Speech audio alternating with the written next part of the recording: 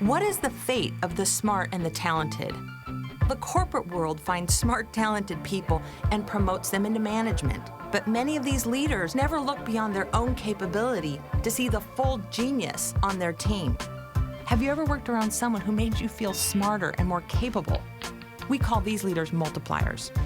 Have you ever worked around someone who made you question your own intelligence? We call these leaders diminishers. They may hire smart people, but they quickly put other people in the background. They are smart leaders, but they shut down the smarts of others. Diminishers come at such a high cost, they waste talent and intellect that sits right in front of them.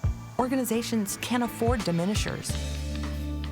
I worked in senior management at Oracle for 17 years, and I worked around a lot of really smart executives. I saw how some leaders literally shut down brain power in the people around them. Yet other leaders seem to amplify the intelligence of the people around them. These leaders were multipliers, intelligence multipliers. I saw this pattern with other executives, and I was determined to research this to find out why. My first discovery was my research partner, Greg McEwen, at the Stanford Graduate School of Business.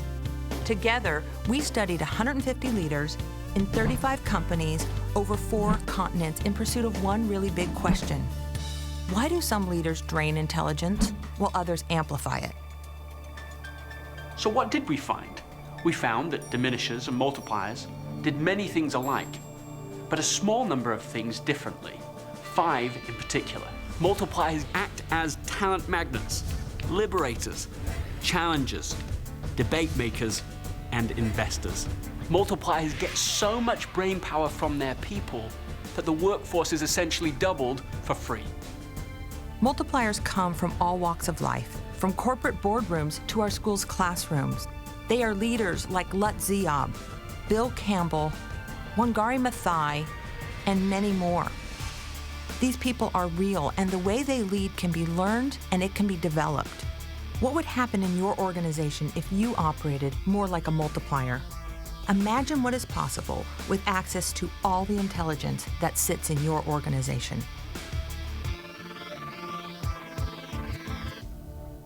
What is possible if you could get access to all of the intelligence that sits inside this organization?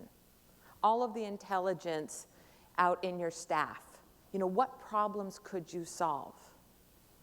What is possible? That's the question we're going to explore. I want to start the morning by sharing the business logic, how these multipliers that we studied think, how they look at the economic picture, how they look out at their staff. Basic philosophies on this. The first part of the business logic, it's around utilization. How deeply are you utilizing the resources that sit right in front of you? It's about a kind of leader who gets more from the people around them. They deeply utilize the intelligence of others. These are the kind of managers, leaders, who look out on their staff and they realize that people are working hard. They might even see that people are overworked, but they don't let this observation trap their thinking. They realize that inside their organization is latent intelligence. Is it possible to be working extremely hard but also be underutilized simultaneously? Is there anyone who's had a job where you were absolutely overworked but underutilized? Have you had one of these jobs? Mm-hmm. Is it possible that there's anyone inside your organization today who's overworked but underutilized?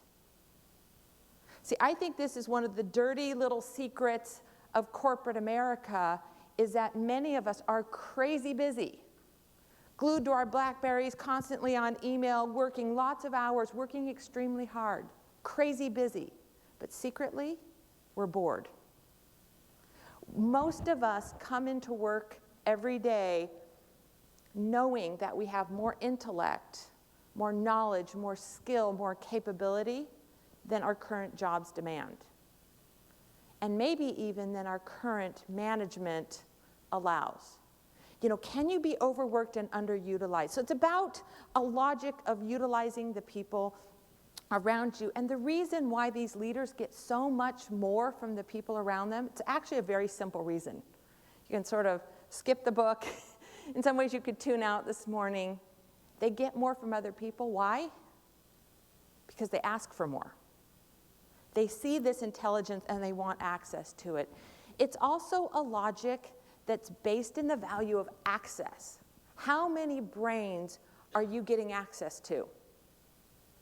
There's this researcher that I follow. His name is Stephen Johnson. I don't know if there's any Stephen Johnson fans out there. He researches and writes in the area of innovation and intelligence. He did a study of how software was built, how our brains work, how ant colonies operate, and how cities and urban centers are formed. He studied all of these different systems.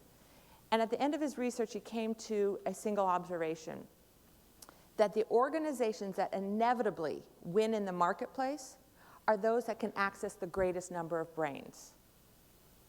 It's a numbers game, and more it's becoming a numbers game.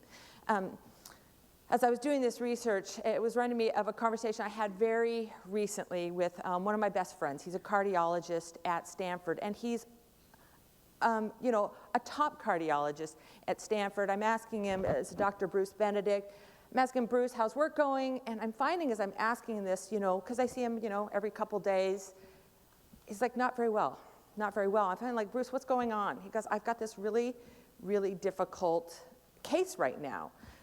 This is a young father who has flown in to Stanford to be treated by Dr. Benedict, and he's got this strange, rare, convoluted set of symptoms, not only cardiovascular, but I was contemplating like rattling off these symptoms, but I have to say I'm too intimidated to do that here in this room because I can't actually pronounce anything. So you're just gonna have to trust me. Bruce could rattle these off for you, but Bruce is like, it's outside of my area of expertise. He says, Liz, I couldn't figure out what was going on. So Bruce describes he's following kind of standard medical practice. He assembles a team of 8. He's a cardiologist. He's got a cardiothoracic surgeon, a pediatric cardiologist, a general surgeon, a pulmonologist, a hematologist, a gastroenterologist, am I getting all this right? And a dietitian. And he assembles this team of 8, or is that 9? I've kind of lost count. He assembles this team, and the team can't figure out what's going wrong. And Bruce is getting more and more concerned as the patient is slipping. And I said, Bruce, what are you doing while all this is happening? He says, every day I just come in and I round the patient. And I say the exact same thing to this team of 8. He says, I can't figure out what's wrong. I can't figure out what's going on, but if we don't figure it out, we're going to lose this patient. Team of 8 still can't figure it out. Bruce says, reach out to everyone you know. Just talk to other people. Share the symptoms. See if you can figure this out. This team of 8 reached out to another 5 or 6. At the end of this process, they had brought in 50 different physicians, 50 different minds on this problem. Collectively, they were able to treat it, send this patient back home to his family. It was interesting that it was because one person, one expert, could say to his colleagues, I don't know what's going on. But if we don't work together, we're not going to figure it out. How many brains are we getting access to? Most of us don't operate in jobs where the knowledge that we need to do our job sits with us and in our head. Most of it is distributed across networks, expert networks, business networks, and more so, social networks. Are you getting access to the brain power you need? When I got done with our initial research, I phoned up my mentor, my career-long mentor, Dr. C.K. Prahalad from the University of Michigan. I know there's a number of people here who come out of the business school world. This is a man who still today, over a year after his passing, is listed in the #1 spot on the Thinkers 50 website, probably the top business thinker, considered to be the top business thinker in the world. I shared the research with him, and CK said to me, he said, Liz, this is a really important insight, because the critical skill of this century will not be what you know. It's how fast can you access what the people around you know. CK helped me see that the very fundamental job of manager, of leader, is changing. One from knowing, from seeing, from directing, to how fast can you harness and access intelligence, monetize that, and create value in the marketplace. Maybe the very fundamental role of leader is changing out from underneath us. So it's a mindset in access, accessing brain power around you. It's also a logic of scale.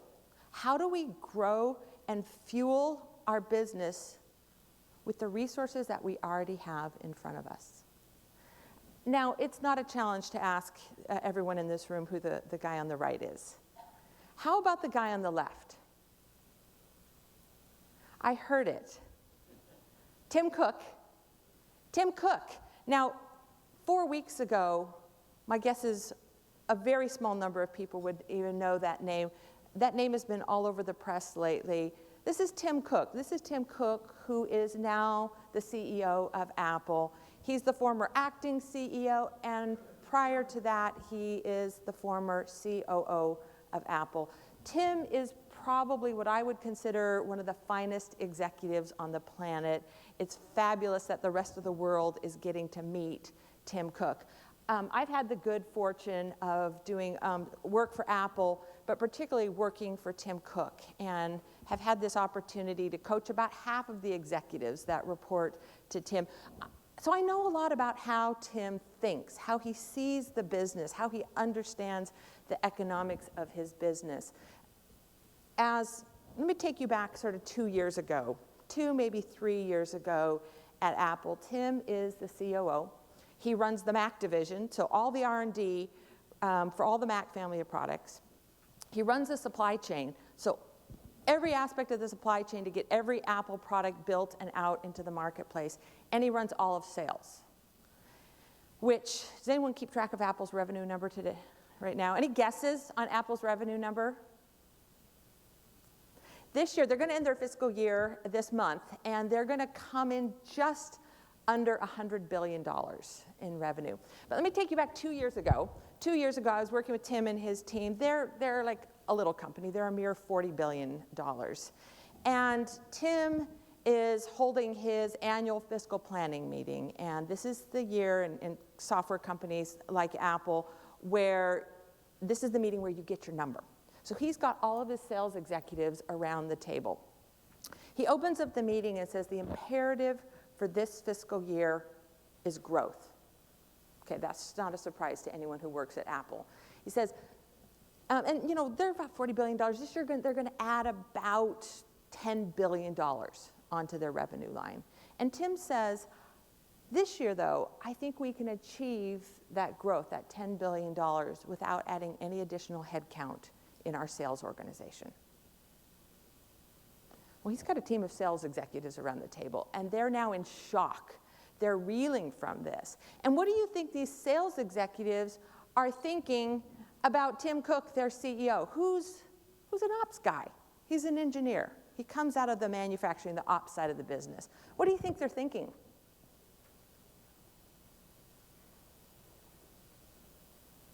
What would you be thinking? He's crazy. That's exactly what they're like. He's crazy, and not only is he crazy, he just doesn't get it. He doesn't understand. He doesn't understand sales. And so they decide that they're going to educate Tim.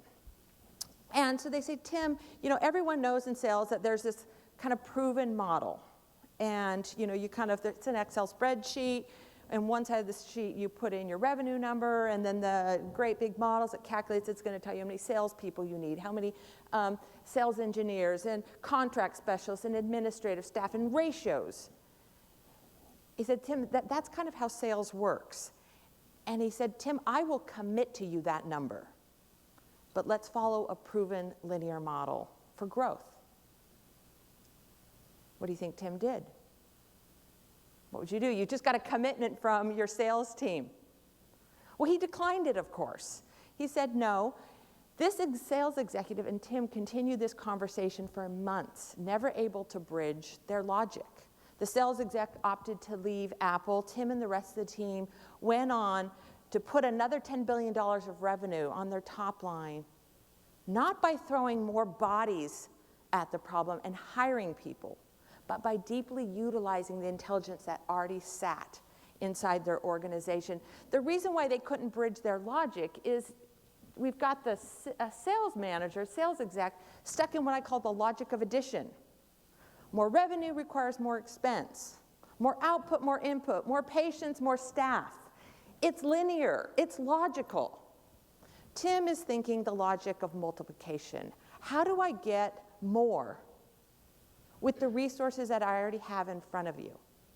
Now, this is not how do I get more with less. It's very different. How do I get more by getting more out of what I already have? It's about scaling your organization through deep resource leverage, which gives you a competitive advantage in the marketplace.